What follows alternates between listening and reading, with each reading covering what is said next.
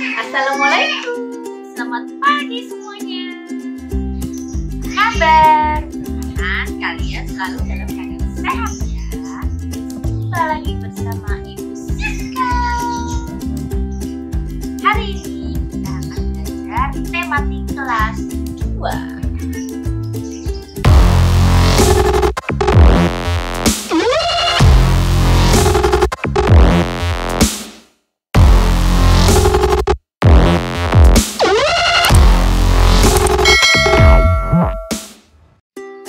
Pembelajaran dimulai, kalian jangan lupa berdoa terlebih dahulu, mencuci tangan kalian, lalu menyiapkan alat tulis kalian secara mandiri.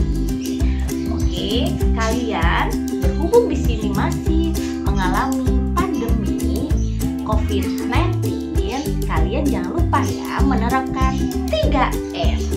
Apa itu 3M? Cuci tangan, memakai masker, dan menjaga jarak dimanapun kalian berada.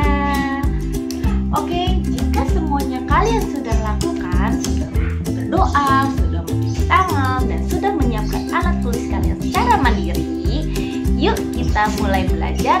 Ingat, tetap semangat belajar. Halo anak-anak, hari ini kita akan belajar tematik kelas 2. Tema 7 kebersamaan, subtema 1 kebersamaan di rumah, pembelajaran 4.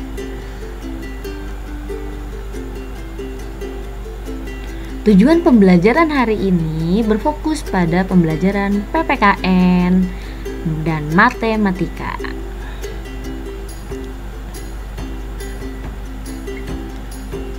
Belajar di rumah. Hampir setiap malam, Siti dan Ali bersama keluarga melaksanakan sholat maghrib berjamaah. Setelah sholat, Siti dan Ali belajar mengaji.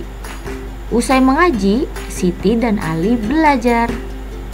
Ibu mengajari Siti mengerjakan tugas sekolah. Ayah mengajari Ali mengerjakan tugas sekolah. Nah, hari ini kita akan belajar tentang 6 agama atau kepercayaan yang diakui di Indonesia. Nah, yang pertama yaitu agama Islam, kedua Kristen, ketiga Katolik, keempat Hindu, kelima Buddha, dan yang keenam Konghucu. Nah, kalian harus ingat dan hafal ya, jangan sampai lupa. Oke, kita akan bahas agama di Indonesia. Yang pertama kita akan membahas tempat ibadah. Nah, di sini ada masjid. Masjid merupakan tempat ibadah untuk orang yang beragama Islam. Lalu ada gereja. Gereja ini tempat beribadah orang yang beragama Kristen dan Katolik. Lalu ada pura. Pura tempat beribadah orang beragama Hindu. Berikutnya ada vihara. Vihara tempat ibadah orang yang beragama Buddha.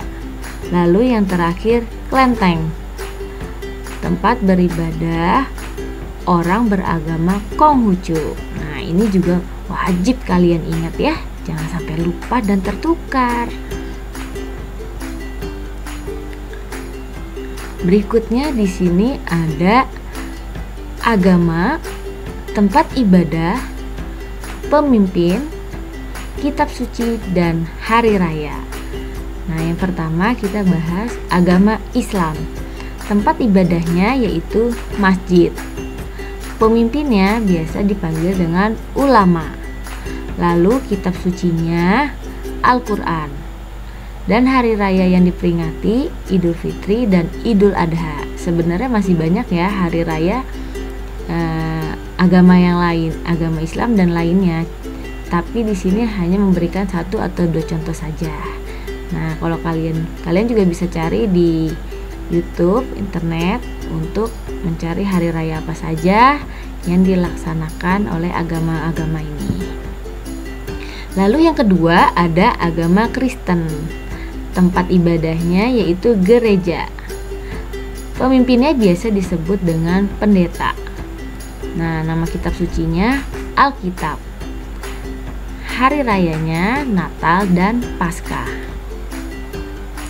Lalu yang ketiga ada agama Katolik. Katolik tempat ibadahnya bernama gereja. Pemimpinnya biasa dipanggil dengan pastor. Nah, kitab sucinya bernama Alkitab dan hari rayanya hari Natal dan Paskah. Lalu berikutnya ada agama Hindu. Tempat ibadah agama Hindu bernama Pura. Nah, pemimpinnya biasa disebut pedadan. Dan kitabnya bernama Weda. Hari rayanya Nyepi dan Galungan. Berikutnya ada agama Buddha. Tempat ibadahnya wihara dan pemimpinnya biasa disebut dengan biksu. Kitab sucinya bernama Tripitaka dan hari rayanya biasa mereka memperingati hari raya Waisak. Yang terakhir ada Konghucu. Tempat ibadah Konghucu yaitu kelenteng dan nama pemimpinnya yaitu Haksu. Kitabnya bernama Ujing dan hari raya yang mereka laksanakan yaitu Imlek.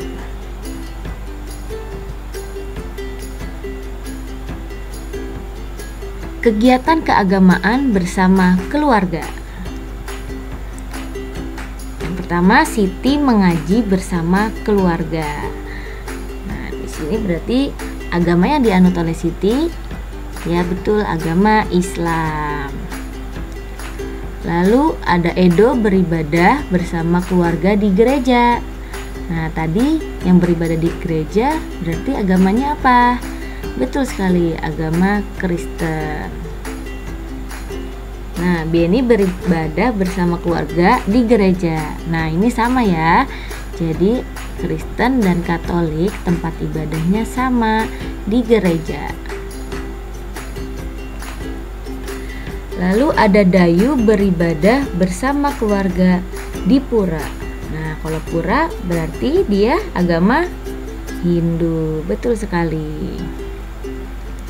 Lina beribadah bersama keluarga di wihara. Nah, kalau wihara masih ingat tadi? Berarti Lina beragama, iya betul, Buddha. Yang terakhir ada Lani beribadah bersama keluarga di kelenteng. Berarti Lani menganut agama Konghucu.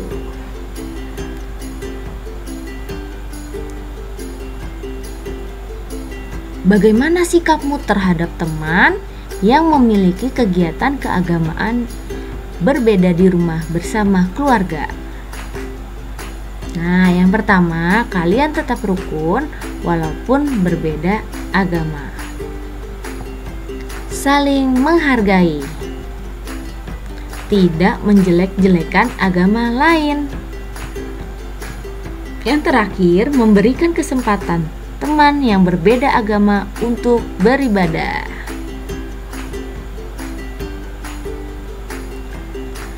Setelah mengaji dan belajar, Siti dan keluarga menikmati kue. Ibu menyiapkan kue martabak. Ibu memotong setiap kue menjadi 4 bagian yang sama besar. Nah, di sini ada kue martabak yang dibagi menjadi 4 bagian sama besar, ingat ya. Maka masing-masing bagian bisa dinyatakan dalam pecahan 1/4 atau 1/4 ya. 1 garis 4 dibaca 1/4 atau 1/4. Jadi ingat ya, kalau suatu benda yang dibagi menjadi 4 berarti setiap bagiannya sama besar bernilai 1/4. Kalau setiap bagian dibagi 3, nah berarti pecahannya 1/3. Kalau setiap bagian dibagi 2, Berarti bagiannya sama besar, nilainya 1/2. Nah, begitu saja, mudah kan? Apakah masing-masing potongan martabak di bawah ini adalah 1/4 bagian? Coba, 1/4 bagian bukan? Tidak. Kenapa bukan 1/4 bagian? Karena potongan martabak tersebut tidak sama besar. Jadi kalau dinyatakan 1/4 itu harus setiap bagian ukurannya sama besar.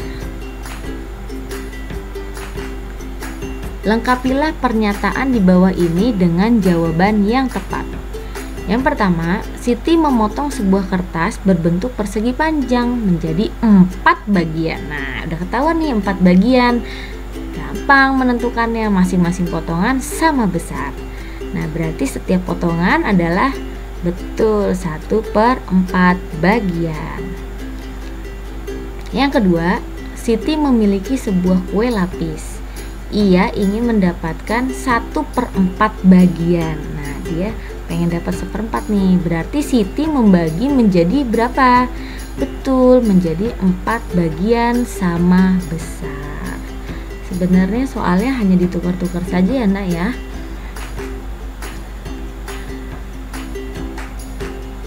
Berikutnya, perhatikan gambar kertas berikut. Nah, kertas di atas diberi 4 warna berbeda.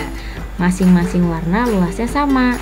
Nah, udah ketahuan ya 4. Nah, berarti luas warna biru adalah 1/4. Betul. Yang berwarna merah 1/4 juga. Kuning dan hijau pun nilainya sama, 1/4. Mudah banget ya, Nak. Rizka yakin bahwa anak-anak kelas 2 pasti bisa. Berikutnya, Siti menggunting kertas berbentuk daerah lingkaran. Kemudian ia mengguntingnya lagi sehingga menjadi bentuk seperti gambar di samping. Gambar di bawah ya. Bagian yang hilang atau digunting adalah berapa bagian tuh? Nah, betul sekali. 1/4 bagian dari lingkaran. Berikutnya, di sini ada arsirlah 1/4 bagian dari gambar berikut. Nah, kalau 1/4 berarti hanya 1 bagian saja yang kalian arsir. Nah, untuk nomor 2, 3, 4, 5, dan 6, kalian lanjutkan tugas tersebut, salin di buku tulis kalian dengan rapi dan diberi warna yang menarik. Ingat, gunakan penggaris dan perhatikan bentuknya harus sama besar.